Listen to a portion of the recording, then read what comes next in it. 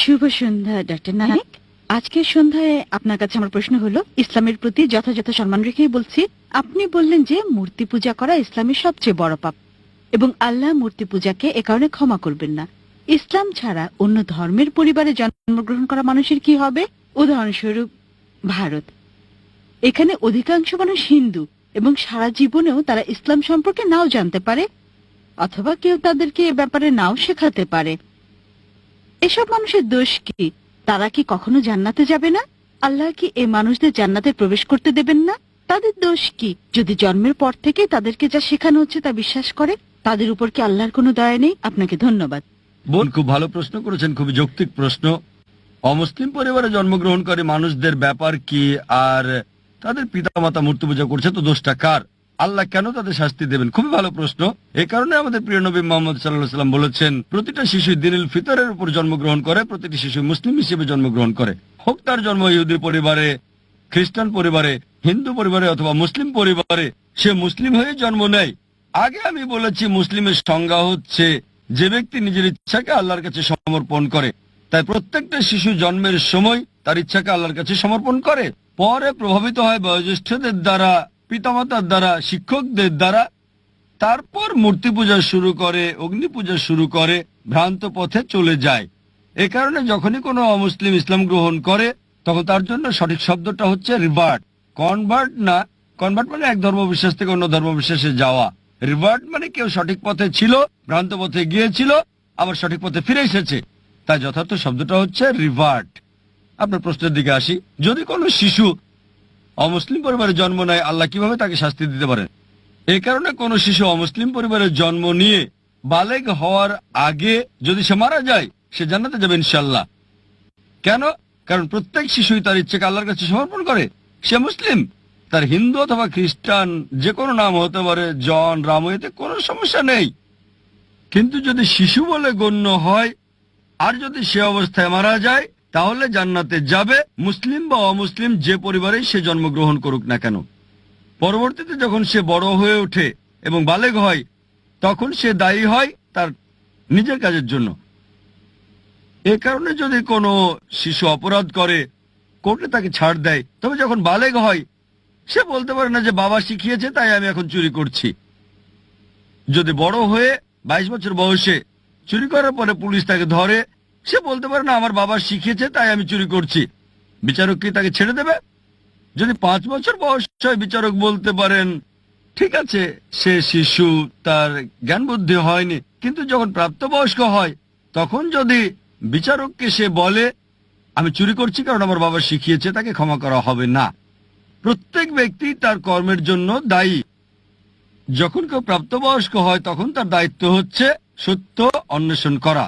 আমাদের মুসলিমদের দায়িত্ব অমুসলিমের কাছে বাণী পৌঁছানো। ওই লোকটা বাণী গ্রহণ করুক বা না করুক, মানুষকে মুক্ত করে দেওয়া হলে যেটা হয়, দুটো সম্প্রদায় আছে যারা 1950 সালের আগে আধুনিক সভ্যতার কোনো ছোঁয়া পায়নি। একটা হলো কাপাউকি সম্প্রদায়, অন্যটা অ্যাস্টোরিয়ান অ্যাবরিজিনস।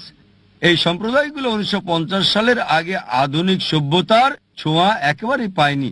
আর গবেষণা করে তাদের জীবন পদ্ধতি সম্পর্কে জানা গেছে যে সেটা ইসলাম ছাড়া আর কিছুই না। কিন্তু তারা নিজেদের মুসলিম বলে না। এক স্রষ্টা বিশ্বাস করে স্রষ্টার কোনো প্রতিমা নেই, কোনো প্রতিমূর্তি নেই। স্রষ্টার উপাসনা করার সময় তারা মাটিতে সেজদা দেয়। সবই ছিল ইসলামের মতো, শুধু নাম ছাড়া।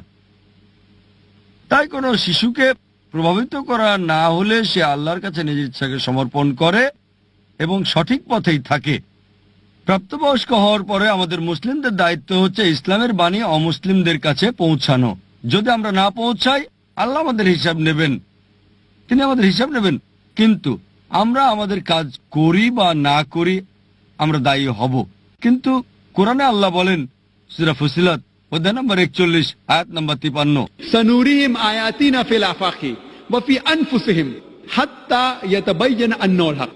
আমি তোমাদেরকে আমার নিদর্শনাবলী দেখাবো দূর দিগন্তে আর তাদের নিজেদের মধ্যেও, যতক্ষণ না তাদের কাছে স্পষ্ট হয় এটাই সত্য। আল্লাহ নিজেই দায়িত্ব নিয়েছেন যে তিনি নিজেই প্রত্যেক মানুষের কাছে সরাসরি বাণী পৌঁছে দেবেন। যদি কোনো মুসলিম তার কাজ নাও করে, সে ভালো বা মন্দ যায় উদাহরণ দেখ, আল্লাহ প্রত্যেকটা মানুষের অন্তরে উদয় করবেন, হোক মুসলিম বা অমুসলিম। সত্য সম্পর্কে, এক স্রষ্টা সম্পর্কে। তাই একবার বাণী পৌঁছার পর ওই মানুষটা মানতেও পারে, নাও মানতে পারে। এটা ভেবেও মানতে পারে যে আমি যদি ইসলাম গ্রহণ করি আমার পছন্দনীয় বিষয়গুলো বর্জন করতে হবে, অ্যালকোহল বাদ দিতে হবে, ডেটিং ডান্সিং বাদ দিতে হবে এবং অন্যান্য বিষয় যেগুলো হারাম, ওই বাণী গ্রহণ নাও করতে পারে, তখন সে দায়ী হবে। একইভাবে বাবা যদি ভুল কিছু শেখায়, চুরি করা, এটা বোঝা আপনার দায়িত্ব যে চুরি করা হারাম, এটা পাপ, এটা ভুল কাজ। সে বিচারকের কাছে গিয়ে বলতে পারে না যে আমার বাবা শিখিয়েছে তাই আমি চুরি করি। একইভাবে আল্লাহ তার বাণী সরাসরি পৌঁছাচ্ছেন প্রত্যেকটা মানুষের অন্তরে, হক সম্পর্কে, স্রষ্টার একত্ব সম্পর্কে, যে মূর্তি পূজা নিষিদ্ধ। তবুও যদি সে ক্ষান্ত না হয় তখন সেটাই হবে বিচার দিবসে। এ কারণে আল্লাহ বলেন কোন অমুসলিমই আল্লাহর বিচার সম্পর্কে আপত্তি করবে না, কারণ অঙ্গ প্রত্যঙ্গ আপনার সম্পর্কে সাক্ষী দেবে। আপনার চোখ, হাত আপনার ব্যাপারে কথা বলবে। তাই বিচার দিবসে এমনকি যদিও ওই মানুষকে জাহান্নামে দেওয়া হয় তবুও তারা আল্লাহ সুবহানাহু ওয়া তাআলার বিচার সম্পর্কে আপত্তি করবে না। তারা বলবে দয়া করে আমাদের আরেকটা সুযোগ দেন। আল্লাহ বলবেন আর সময় নেই, দুনিয়াতে তোমাদের অনেক সুযোগ দেওয়া হয়েছিল আর এখানে একবারই বাঁচবে। তাই বিচার দিবসে কোনো মানুষই, কোনো অমুসলিমই যদি তাকে জাহান্নামে দেওয়া হয় তবুও সে আল্লাহর বিচার সম্পর্কে আপত্তি করবে না। সে শুধুই বলবে দয়া করে ক্ষমা করেন, কিন্তু সেটা হবে না। এই পৃথিবীতে যা আছে, আল্লাহ বলেন সূরা মুলক অধ্যায় নম্বর 67 আয়াত নম্বর 2, এই পৃথিবী আখিরাতের জন্য পরীক্ষা। আশা করি উত্তরটা পেয়েছেন।